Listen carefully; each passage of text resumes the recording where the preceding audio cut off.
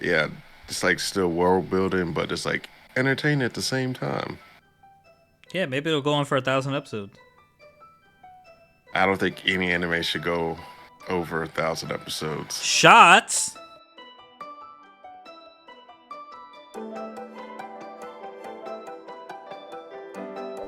Ladies and gentlemen, welcome back to Irbal Sinergy's The Shop. I'm your host, Sinji. With me, as always, my co-host, Irby. My hand's gonna get tired. Nah, them hands don't ever get tired. They like energizing bunnies, baby. My hand's gonna be tired. Shoot, nah. What's up, peoples? What's going What's on, Herb? crack-a-lack? You know the usual.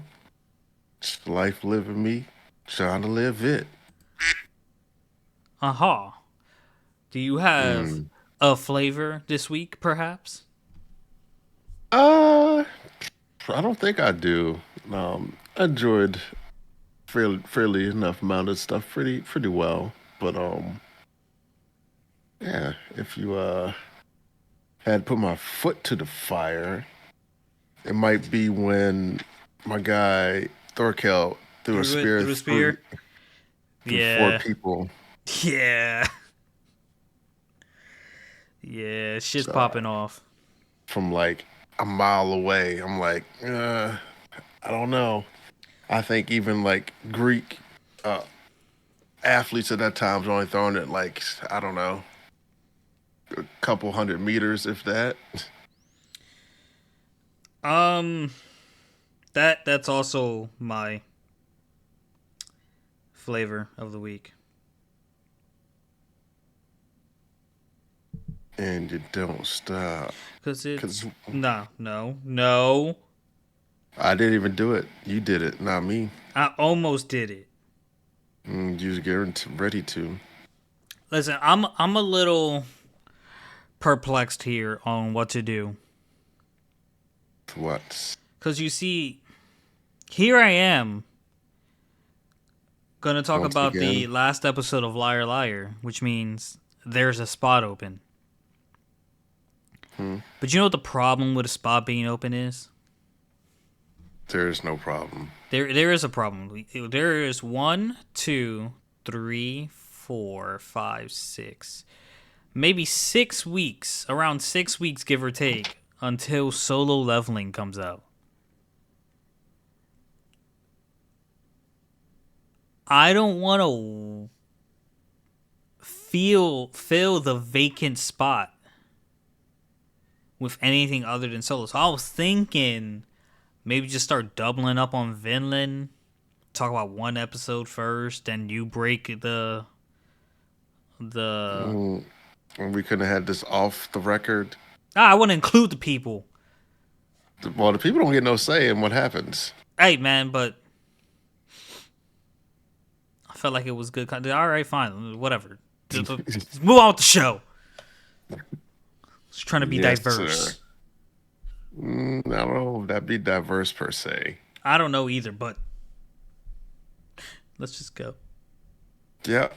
Continue. What would you like to start first? Would you like to save the liar liar for the end since it's the last? Nah, it's not that special. Let's go ahead with Hmm. Liar Liar. It's special to me. I Did you enjoyed it. did you really enjoy it? I did Did you super thoroughly. enjoy it?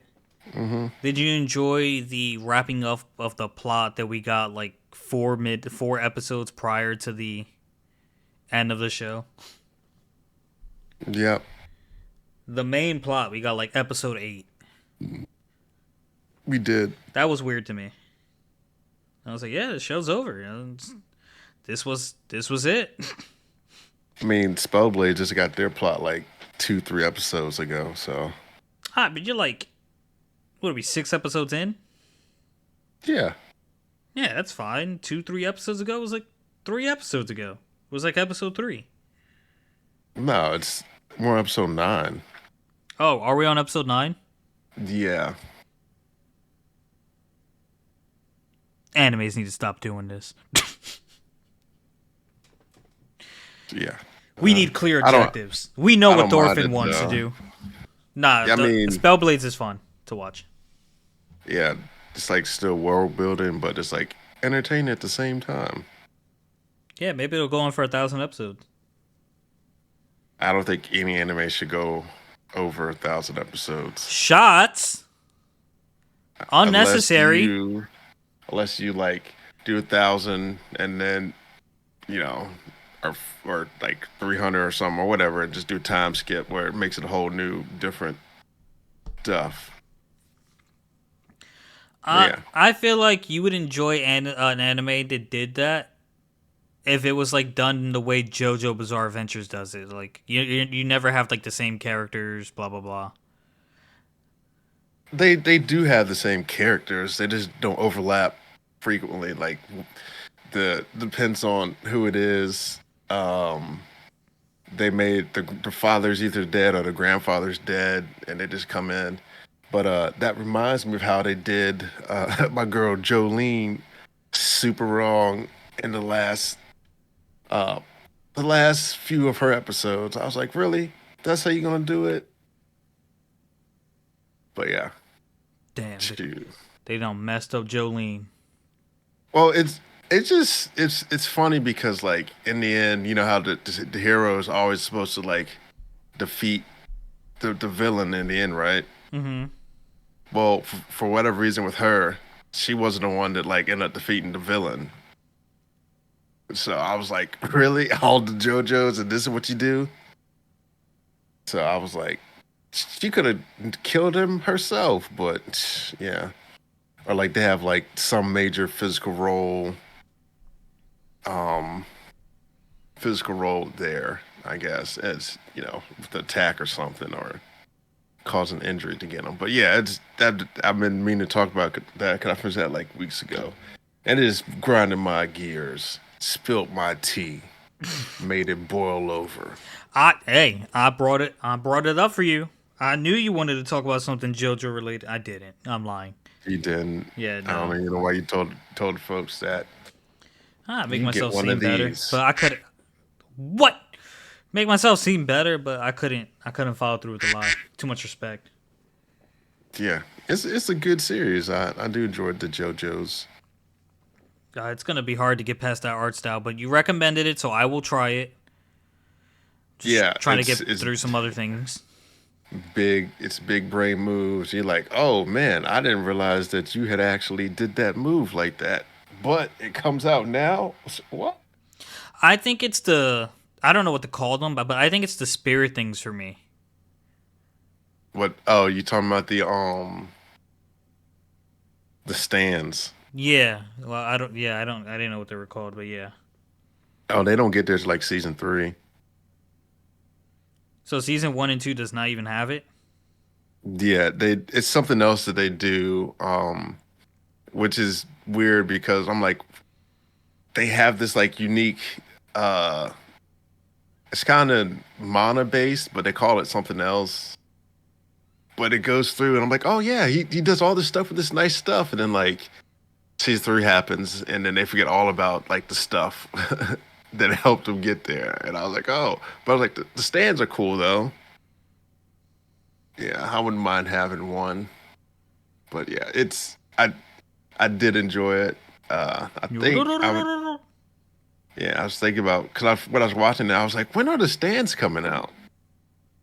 And it didn't come out like season three, so I was like, oh well. It took a But yeah, while. I mean, but they're interesting ones, so I'm like, huh, Well, that's good. I'm glad it maintained your interest. yeah. I'll just have to. I just got to get around the art style, and then I can. You don't even gotta watch. Just look at it, memorize the voices, and just keep on going. That's no way to watch anime. I mean, essentially, that's what you're doing when you're watching the sub. No, I gotten pretty good at um looking at both. Actually, I But think essentially, sometimes I feel like I didn't even like actually truly read the subtitles and kind of just understood it. But I think that's mm, just some mm, in between state where like I'm mm. I You don't know. can't read and watch at the same time. I'm reading and watching at the same time. It's physically. It's like when they tell you you can concentrate on two different things at once. You can't. You're cut. You're constantly micro dividing your attention between the both. So you're not actually looking at both. Listen, man. All I'm saying is almost everything I watch in sub, and you don't get good notes, but I know exactly what happened. Mm, maybe, but still, yeah. Essentially, that's what you're doing. You're like, oh, let me read this and then look up. And then let me read down. Oh, now I missed something. I gotta pause and go back 3 seconds so I could see. Oh no, I don't do that. Most talking is done in intervals where I don't need to see what's going on. Mm-hmm. But like I still know what's going on because they're just standing there and talking to each other. So you can't read and look at it at the same time. Is what you're Yes, saying. you can. Mm-hmm. Like I'm Nope. reading right now. I'm reading the words on the bottom of my computer that say MV7 desktop audio, but I can see the logo of our podcast above it just fine. But but that's not nothing. Like it's not moving. They're not people jumping around. Is what I'm saying. But I can do And you're reading it. it in English. And what if this stuff is Japanese floating around? You can't. Move on. Let's talk about liar liar. Pants on fire. Yes, because that's what you are. Nah, bro. Episode 12, together with you. Nope. This ate all the crickets, so they're dead for this episode. What? Yep. Crickets are dead? Yep. The quack ate all the crickets for the rest of the episode, so. Eat that. Nope. Continue. Okay, together with you, episode 12. Hidito is reflecting on the past battle and told Rina to hide when she showed up because he had a meeting set up and he was just meeting with his team, which they had group meetings with Rina before. I don't get why. Well, I guess because she was technically like an opponent. So, like, I don't know. Hidito wants to set up another game and needs to get the other two big players to play, which is really just Rina and Sheena.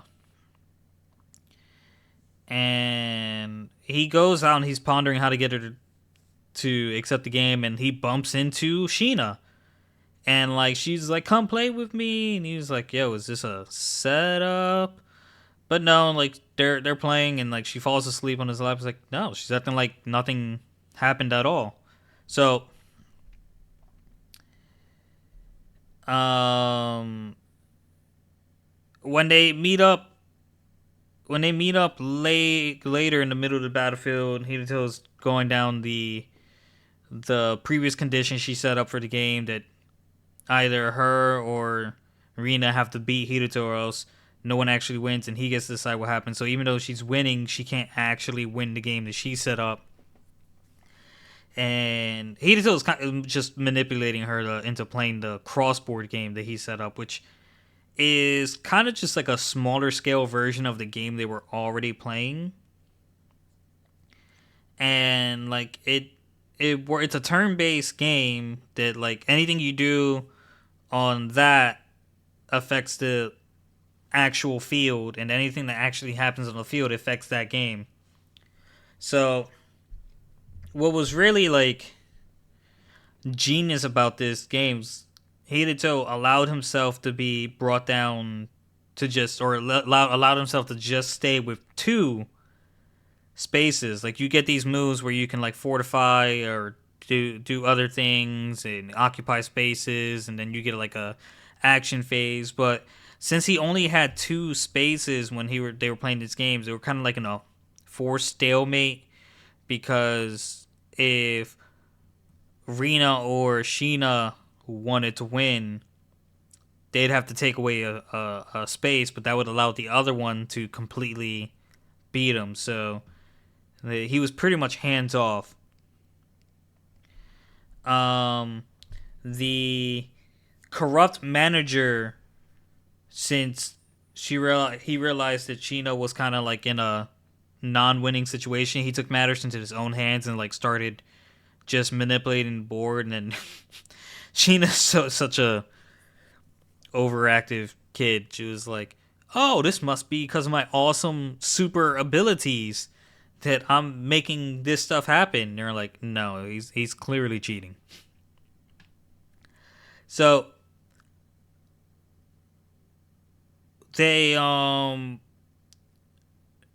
Hirito starts getting more pieces on his board too, and it turns out it was the bickering couple, and that they didn't actually die; they just faked their deaths.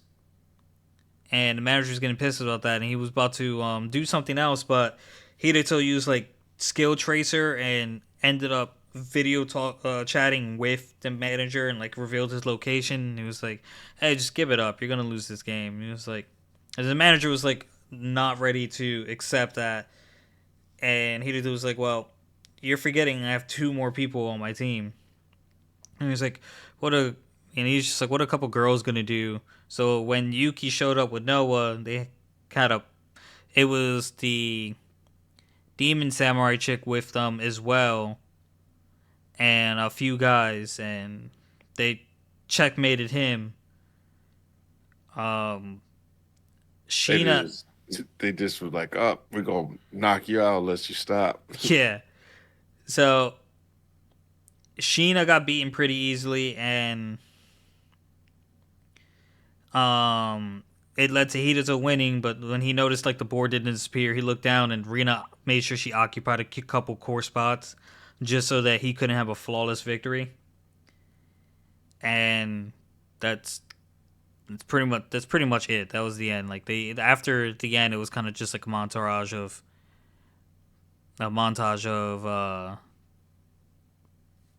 the daily goings of after the aftermath and what's going on, and like he walks through the middle, everyone's waiting for him.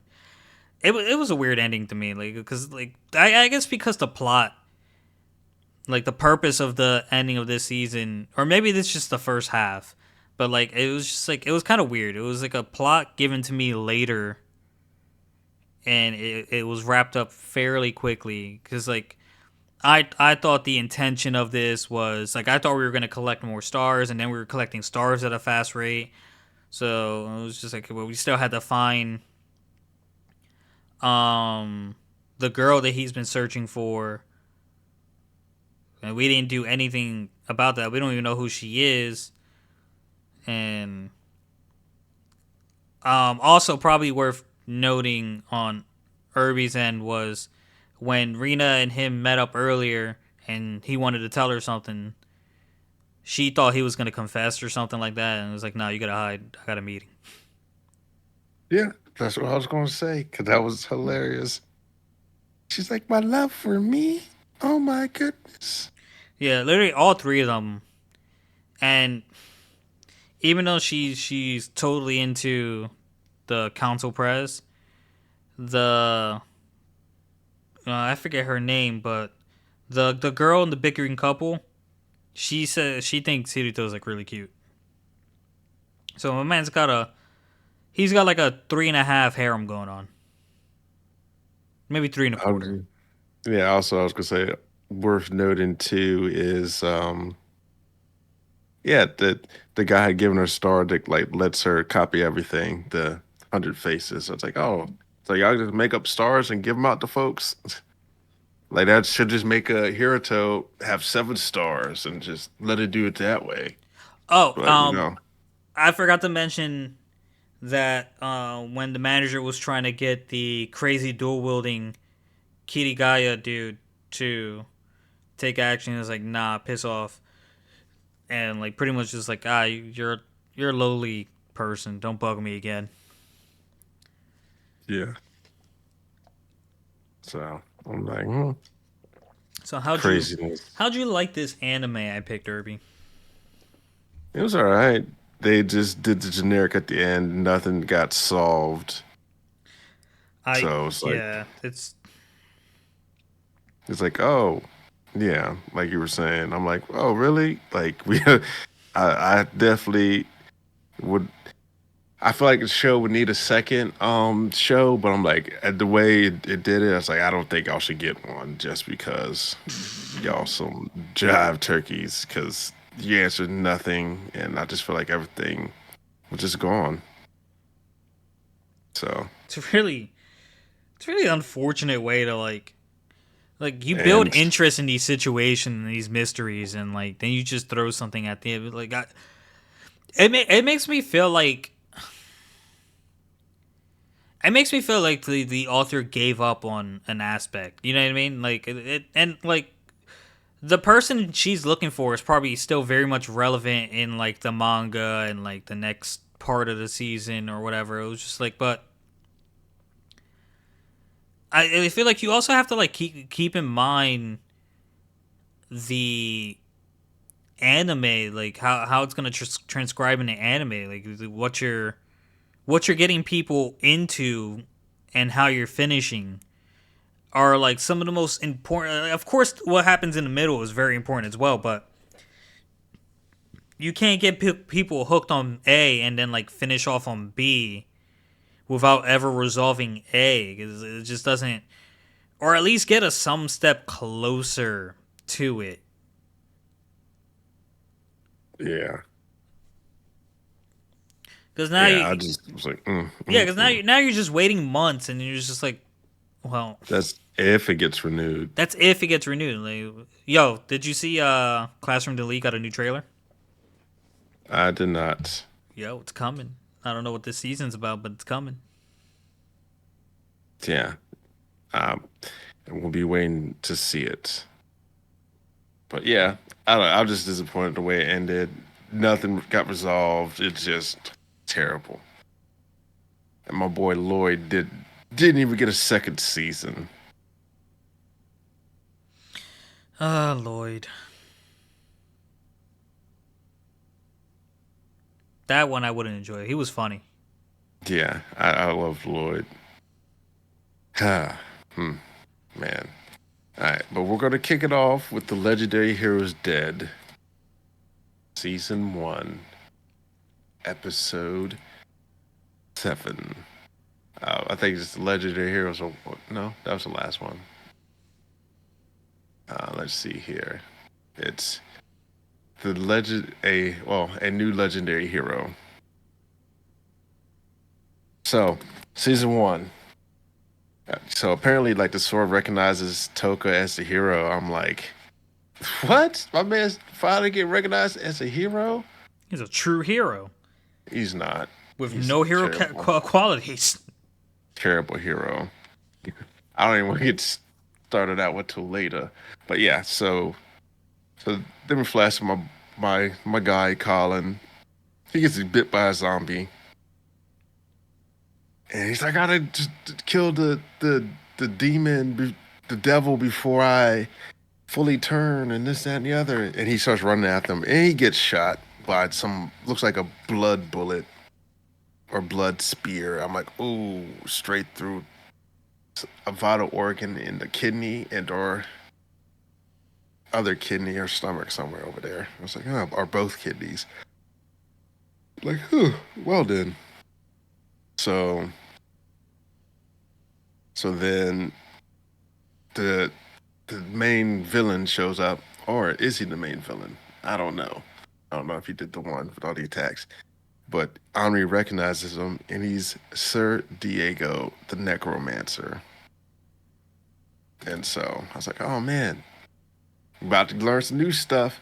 And roughly around this time is when Mad Toka runs across the mayor, and he's fleeing. He's like, why are you up on the horse? He's like, oh, apparently zombies can't the horses can't get bitten by and turn to zombies, and so he flees, uh, which is important for later. Setting the stage for that, and then we get Diego's backstory of how he lived in hell with the devils, and they were all mean to them. The devils were, and eventually they signed a contract because the humans weren't treating them too nicely down there, the necromancer race. So very sad. He wants to make sure that all humans are burned and revenge for what happened to his kind. And then we find out that because all his trials and tribulations, essentially, he was working down the hyperbolic time chamber, Mm-hmm. and his power level is 40 versus a normal humans can only go like 10, or I think humans can only go 10 is what they said. So I'm like, ooh, they're already in big trouble. And Diego sends more zombies after them. And he's like, oh, these are zombies. Like, will you be able to kill them? They're humans. Ha ha ha. Chuckle chuckle. Evil zombie laugh here. And so Toka, he pretty much starts stalling for time. He locks up the zombies and his prison square prism. He does.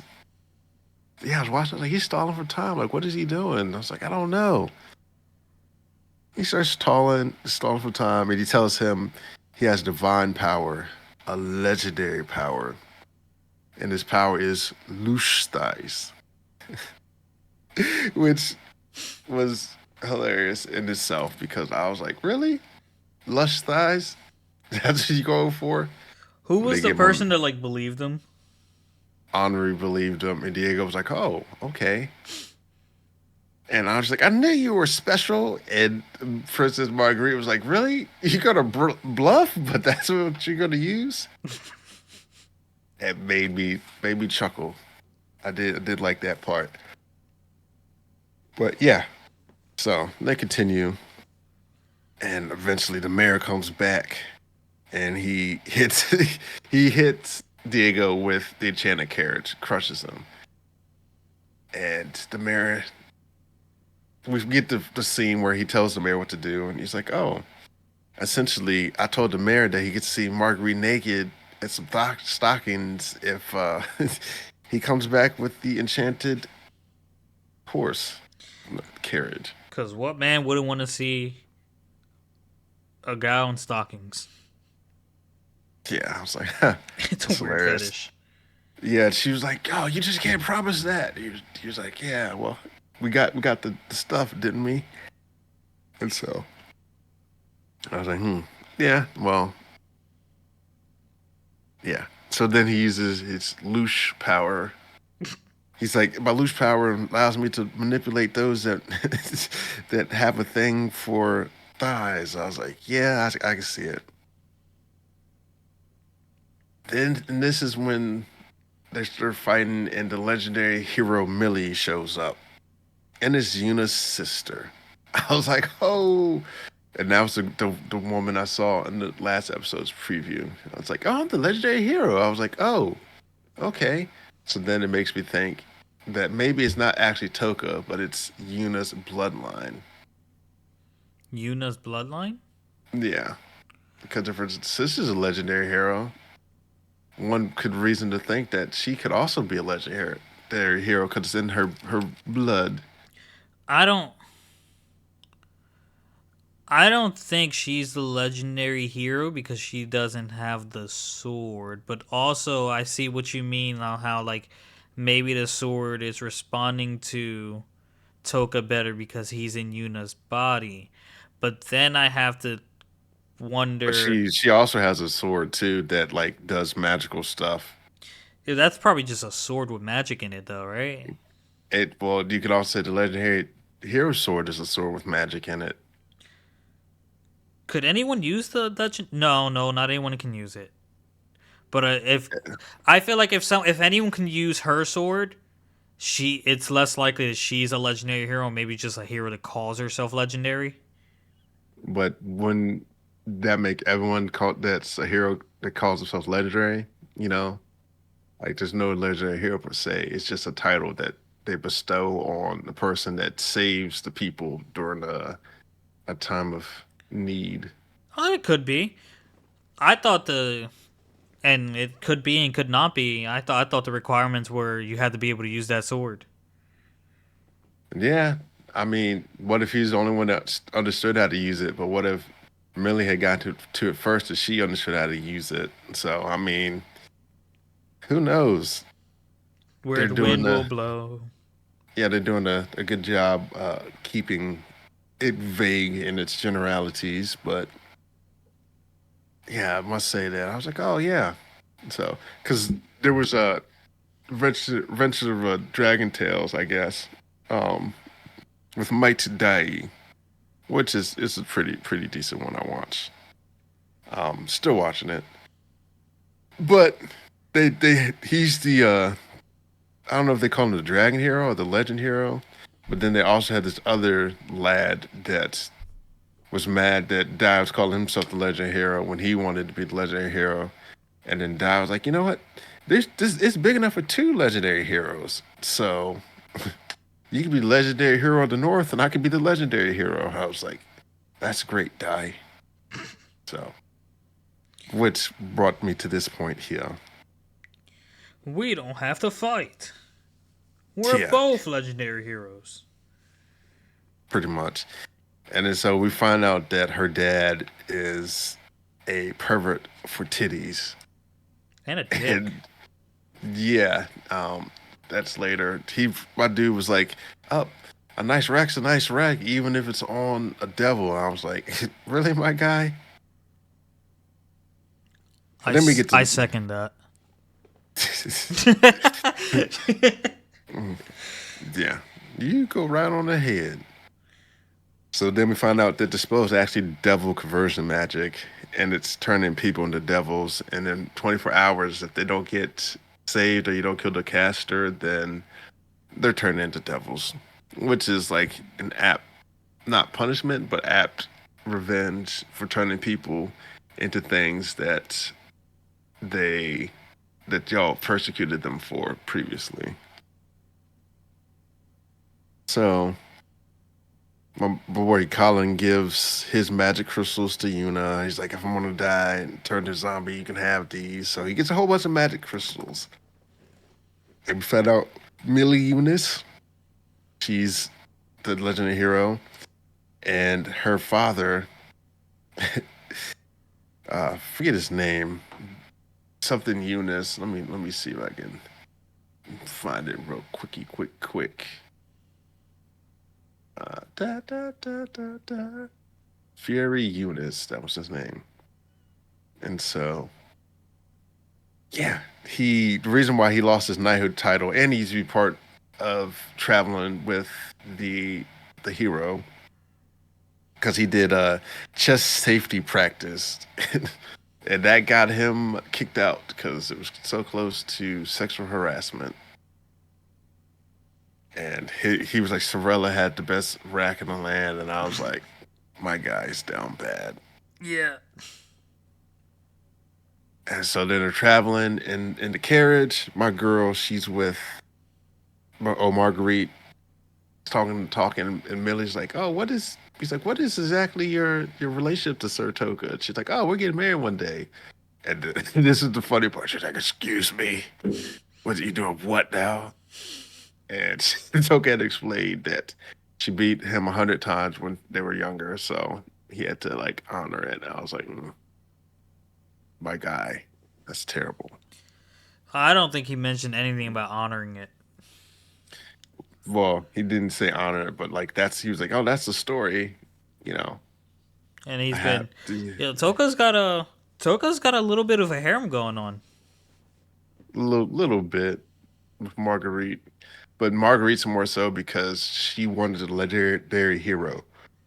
But she also fell for him.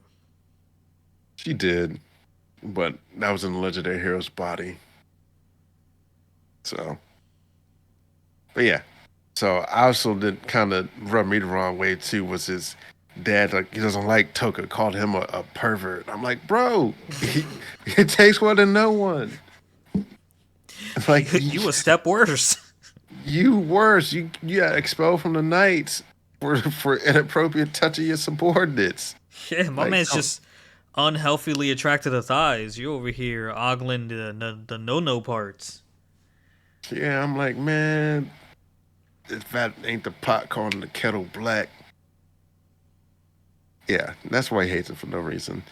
And so this is when her dad, starts talking about, oh, go back to the village, Yuna, and never practice magic again. I was like, you guy, you're terrible. How, Can't stand you. how about the fact that Toka forgot that Yuna's dad hated him? Yeah. I think I also think that like they did a good job here, like still making like Toka's facial expressions and such, and like his eyes and Yuna's body. I thought that was a masterful touch. Cause I was like, oh, he looks like Yuna, but he's Toka. So I thought it was interesting that the sister realized that. she was acting like Toka. Yeah, Yeah, that was another interesting touch. I was like, oh man, this it's really getting good in here. I do say like it has just a touch of that they don't overdo it with like the perviness too much. So I'm like, okay, I can still tolerate this show. no, I think the And it's worst it still got was the "I'm about to pee on you" scene. yeah, and it's still funny and quirky, and he does have like a tactful mind for like not fighting but surviving. Hey, listen, survival of the fittest. Yeah, I am enjoying it. It's pretty good. It is So good. I agree. yeah, on to the next one. On On to the to the next. next one, which be Vinland Saga, episode 16, History of Beast. So, Askeladd broke the news to Prince Canute with a half lie, and then put Thorfinn in charge of guard duty. Canute was like in shock and denial and like being sad over the food and him not being able to finish the food and stuff like that. And Thorfinn was, as you can imagine, a little grumpy about having to babysit the prince. Um, so after putting Thorfinn on Prince Canute, you find out Askeladd is hoping that Canute changes for the better into someone worth being his lord. Um, the crew, we go to the crew who was trying to beat info out of one of the Christians, but I don't know about you, Irby, but like they were beating the crap out of this dude's like mouth. Like, listen, Yeah, they were beating him up and then talking about some. Oh, you have to you're not kicking him hard enough. You got to do this, that, and the other. Like, how you gonna talk if you can't speak with a broken jaw, that's my what I was guy? gonna say. Like, yo, you about to break his mouth. Like, he's not gonna be able to talk. Yeah, Granted, that's neither here nor there because he didn't talk in the end anyway. But we'll get to that. So yeah, they can't. One of the guys just need him in the freaking jaw. And like Askeladd showed up and he goes, he told the guy to talk and he's like, he's never gonna talk. You filthy Danes, you're gonna get what you deserve. So Askeladd told the dude to get some shears, and the English captain dude still wasn't talking. And Askeladd wanted to know three things: how many people are there coming? How long will it take for them to get here? And how did they find out? Which I thought Askeladd saw that girl. I could have sworn, and like, I'm probably not gonna remember to rewatch and see, but I could you have won't. sworn he made eye contact with that girl, who's a bitch, by the way, because she felt joy and relief when they killed everyone. She felt freedom and still felt the need to say, "Yo, you got some savages over there." They helped me feel more free with myself, but not good. They got to die. Yeah, since they were gonna come kill them all again. Like she escaped death once, so she was trying to escape it twice by letting them know. Nah, she just had to go the opposite direction. Nah, she had to Um, let them know that the Danes were here. so Aslad started pulling off, cutting off fingers actually, And the dude started spouting out insults to the Danes and called them beasts who invaded their home. And Askeladd started giving another history lesson and said it was actually you guys who stole this land, and that the original people were who, Irby? Did you write that down? They were the Celts, Yes, who shared their knowledge with and some. they got invaded by the Romans, and the Romans started, doing all the stuff that they do because the Romans conquered like I think like 80% of the world at one point. And then that's when they showed up and they pushed the Romans out into like the non-cropped areas and stuff like that. Yeah, So then Askeladd he goes, I just noticed your nose is a little too big. He starts cutting off the dude's nose, and that's when Ear shows up and said a lot of reinforcements are coming. And we find out it's Thorkill's crew. Thorkill Thorkill gave the order to kill anyone who isn't Canute or Thorfinn. Um, so Askeladd starts putting the rush in. He's dragging Canute, and Canute's throwing a tantrum over leaving Ragnar's body. And Askeladd is saying there's no time. And he's like, then let's bury him. There's no time for that either. There's no room in the cart to bring his body, and we don't have time to bury him. So Canute starts like screaming Ragnar's name, and Askeladd slapped him and said, hey, he's dead. And it shocked Prince Canute, to the point where like he was almost speechless. Like, he gave you like a "how dare you" kind of thing, but for the most part, he calmed down. he did. Um, Askeladd told his men. I skipped a little. Two of Askeladd's men were trying to join Thorkill, but got caught.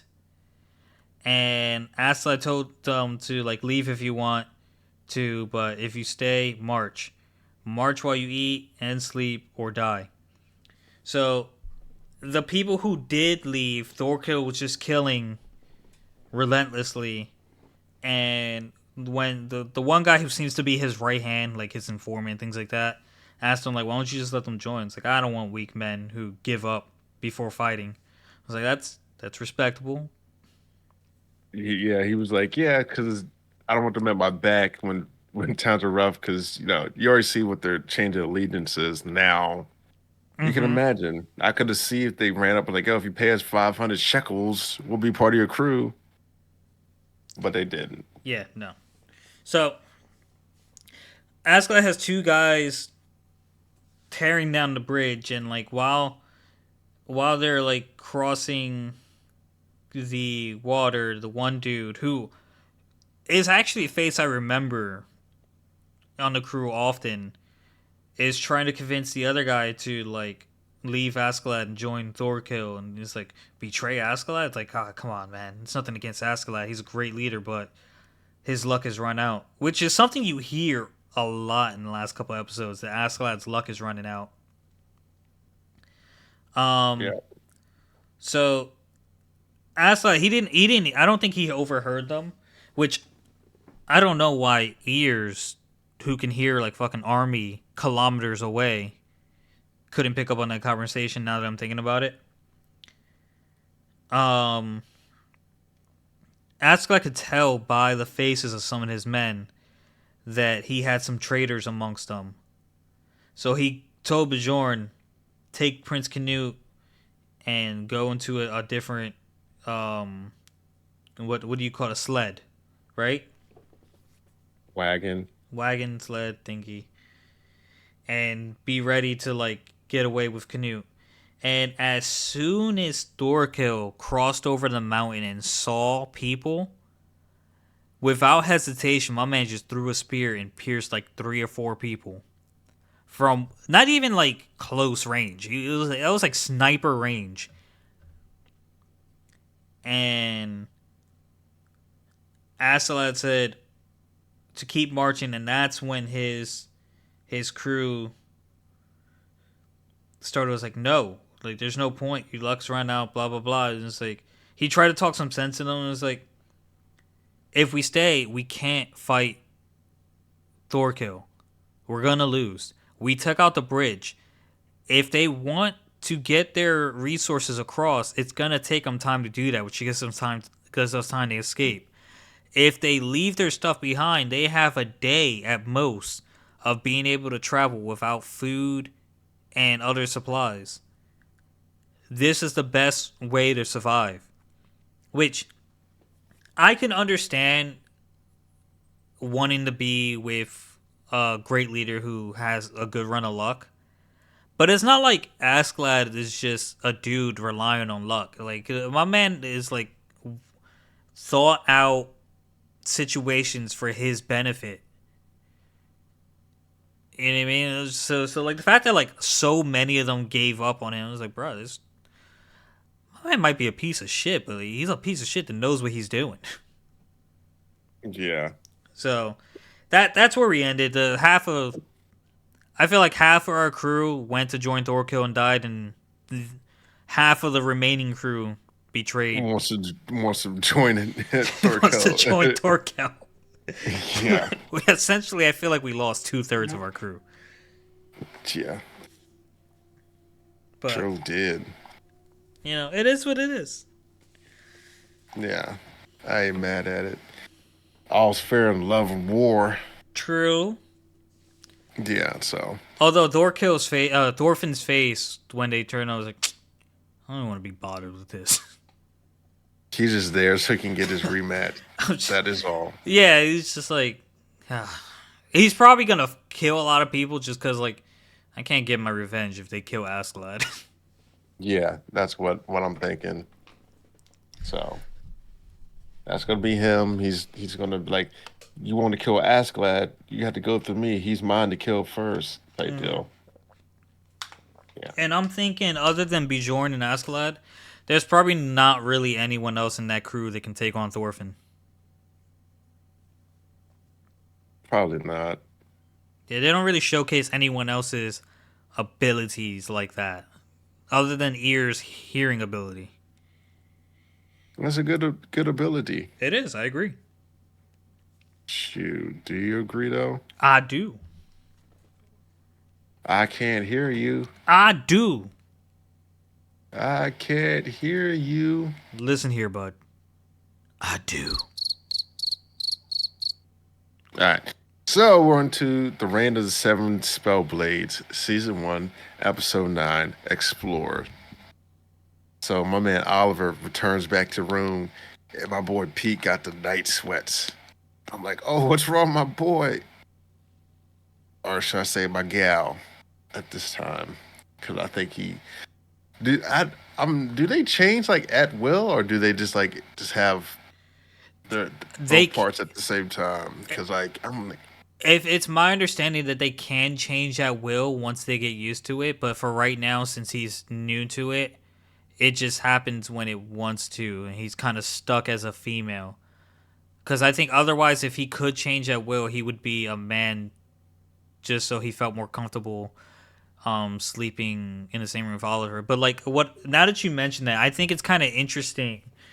The change might affect. I feel like the change affects your hormones and emotions because like even though he can transform into a woman, I feel like if it was just merely a transformation, he wouldn't feel embarrassed sleeping in the same room as Oliver. Like, you get me?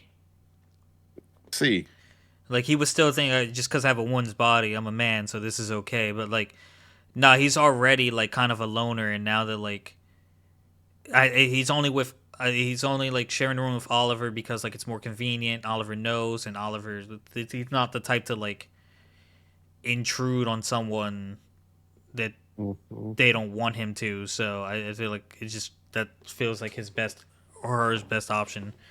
But I think it's almost like even though you're the same person, you're kind of like a different person because you get different magical attributes. So like I don't know. Yeah. Because I was like, my boy ain't changed back yet, but yeah, I guess he doesn't know how to control it.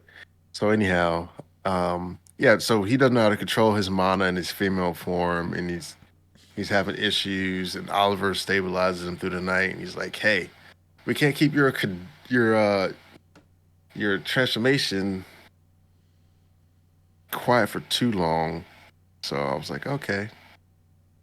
So they end up telling the group the next day, and Shelly's like, "Oh, did you know that you can store your more magical, just magical power, and they call it your second heart. That's what the witches used to call it, but essentially it's a woman's womb." And say, let me unlock it for you. She unlocks it, and he has a whole flood of power. I was like, oh my guy, he's strong now. Yeah, I guess it's subconscious. Yeah, I have no idea, but she like, well, I mean, if Oliver was able to stabilize it by putting mana in, she should be able to put a little bit of mana in and get it out of Pete. If that makes sense. I meant So like I guess Pete subconsciously or like woman subconsciously put the magic in there because he didn't know he can do that. yeah, so but yeah, so let's see here. Let the bodies hit the Yeah, floor. and so then Kelly wants to dress him in like lace because like I thought you would always look pretty in lace, and I'm like, that's funny. That's a weird thing to just always think about someone you thought was a guy. Yeah. So then they do mock battles, and it starts, and I think it's Shelly's cousin was mad at Pete because he was like, "Oh, I've read all of your books," and like was like upstaging her in front of her uncle Theodore. Petty. Yeah, so I was like, "Oh man, why you do that to my boy?" Yeah, so that happens, and then we get to the actual fight. She's basically torturing Pete. It's hit him with electroshocks and this, that, and the other. And then at the end, he gets like a lucky deflection and then attack off. I was like, oh, you go, Pete. You know, you need some work. You're still weak. Pete does need a lot of work. Yeah. So then we get Katie's whole spiel about 820 demi-humans die a year at Kimberly, and she wants to make a social change. And she gets a workshop from the lady that was trying to take her brain to study and do all that good stuff to it. And so they have to go into the labyrinth, back to the place where the experiments happen, and they're exploring when they run across a trap. It's like spine needles that stick through the floor. And then they get another trap like the old Indiana Jones with the ball coming from the back. They have to run for their lives. And so they do that. They're running. And so they finally get to the place. We'll get to safety rather. And they encounter a group of people eating meat from the animals of the labyrinth. This is also after the guy gets poked in the butt, and he's making a fuss about that. Like, you did this on purpose. And I'm like, yeah, whatever, guy. Keep it moving. Yeah, they dubbed him the survivor because he survived 6 months in the labyrinth after people thought he was dead. He had uh, a whole funeral and I think a memorial or something for him, and he showed up like right after. It was like, oh hey guys, what's all this stuff for or whatever, which is kind of funny. Jeez, Uh, guys, who died? yeah. You said the crickets were dead. Hey, these they germinated real fast with the locust baby. And then so then they reach another merchant. She sells them some wares, some stuff. She's like, I want y'all to survive and come back to get my wares. And then they finally get to the area where they start setting it up, talking about what they're going to do, how they're going to proof it, and make sure that people don't just wander in and whatnot and protect their space. And Shelly, she gets all nostalgic and she's like, "Oh, what we we had got to pitch an idea because she's like, I never cooked meat out like this and this, that, and the other." And she was feeling real, real, real high up on the friendship. And then now she's like, "Oh, come here, put your swords out, and make sure they all overlap." And she says, "Oh, this is the sword rose." It's like, "Oh, because warriors can't look back, and the future's often uncertain."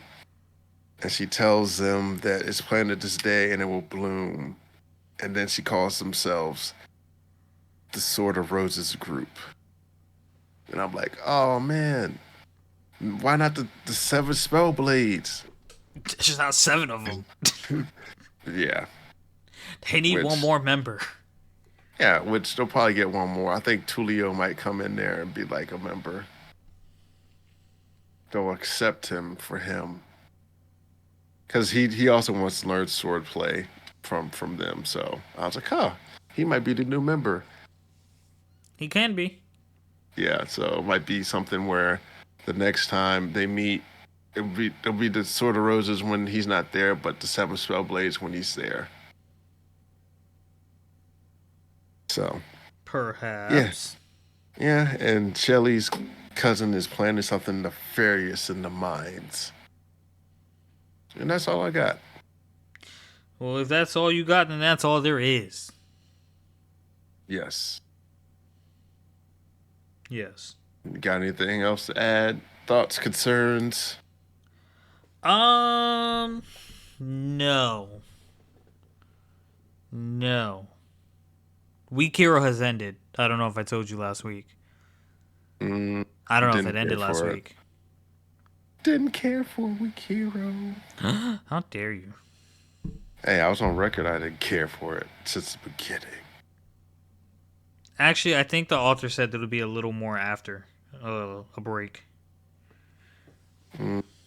I mean, it is coming up from the holidays, so I don't expect a lot of things to be pop, lock, and dropping. Pop, lock, and drop it. Hey, don't go too far. Whoa. If you say so. Hey, Irby. Yo. No, See, I got here nothing. we are.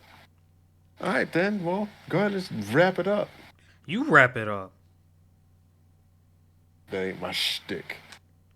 Oh, my bad. You do the outro.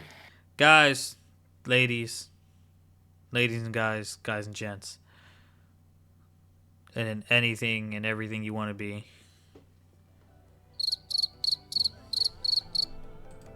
Crickets have repopulated the earth. Bring the ducks. Bring the ducks. That's gonna do it for this episode. Thank you so much for watching. If you enjoyed, like, comment, subscribe, and we'll catch you next time. Peace. Peace.